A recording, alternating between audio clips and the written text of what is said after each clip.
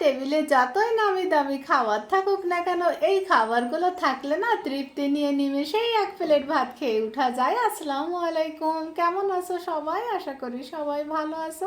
আলহামদুলিল্লাহ, আমি আল্লাহর রহমতে ভালো আছি। তো আমি এখানে ডাঁটা শাক নিয়েছি, ডাঁটাগুলো আলাদা কেটে নিয়েছি আর পাতাগুলো আলাদা কেটে সব ধুয়ে নিয়েছি। আর নিয়েছি এখানে কাঁঠালের বীজ আর মিডিয়াম সাইজের দুটো আলু আমি কেটে ধুয়ে নিয়েছি চিংড়ি মাছ। তো কাঁঠালের বীজগুলো কিন্তু ফ্রোজেন ছিল। তো এগুলো দিয়ে হবে আমার আজকে রেসিপিতে। চলে আসছি চুলায়, যে প্যান বসিয়ে দিয়েছি এখানে পরিমাণ মতো তেল আর কাঁঠালের বীজ, আলু আর দিয়েছি এখানে লবণ আর হলুদ দিয়ে একটু সুন্দর করে নেড়ে চেড়ে ভেজে নিব। এভাবে ভেজে নিলে কি হয় জানো, কাঁঠালের বীজের গায়ে যে একটা আঠালো গন্ধ থাকে না, গন্ধটাও চলে যায়। আর আলুটা কাঁঠালের বীজটা একটু সিদ্ধ হয়ে আসবে। তো ভাজা হয়ে গেলে আমি ওগুলো উঠিয়ে রেখেছি।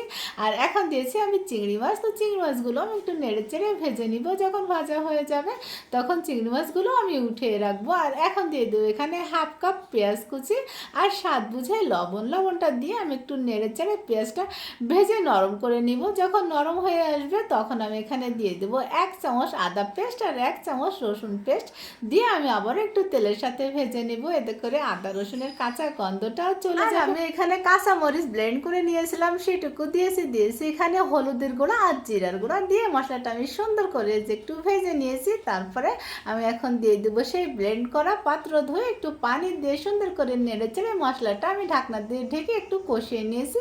আর এখন দেবো কেটে ধুয়ে রাখা সেই ডাঁটাগুলো দিয়ে এই মশলার সাথে খুব সুন্দর করে নেড়ে চেড়ে একটু মিশিয়ে তারপর ঢাকনা দিয়ে ঢেকে এটাকে সুন্দর করে কষিয়ে নিই। ঢাকনাটা তুলে আমি আবারও একটু নেড়ে চেড়ে দিচ্ছি। এই পর্যায়ে দেখো ডাঁটাগুলো না বেশ নরম হয়ে আসছে। আর এখন আমি এখানে দিয়ে দেবো পরিমাণ মতো পানি।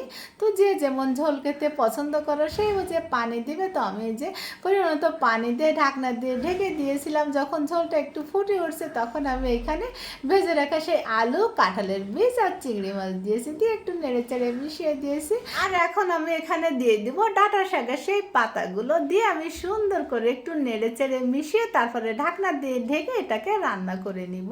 তো পাতাটা শেষে দেওয়ার কারণ হচ্ছে এটা সিদ্ধ হতে কিন্তু বেশিক্ষণ লাগে না। আর আগে দিলে না পাতার কালারটাও না নষ্ট হয়ে যায়। তো যাই হোক, এই যে দেখো রান্না শেষে মাশাআল্লাহ দারুণ একটা কালার আসছে। যে কোনো শাক রান্নায় যদি একটু কাঁচামরিচ ব্লেন্ড করে দেওয়া হয় না, কালারটা অনেক সুন্দর আসে। আর রান্না শেষে না আমি এখানে 1 চামচ গোলমরিচের গুঁড়া দিয়েছিলাম, এটা আমার শ্বশুরের কাছ থেকে আমি শিখেছিলাম। তো দেখো ঝোলটা এই পর্যায়ে ঠিক আছে, আমি নামিয়ে নিয়েছি। তো ডাঁটা শাক, আলু, কাঁঠালের বীজ, চিংড়ি দিয়ে কারা কারা রান্না করে খেয়েছে অবশ্যই কমেন্ট করে জানাবে। আপুরা আজ এই পর্যন্ত, সবাই ভালো থেকো। আসসালামু আলাইকুম।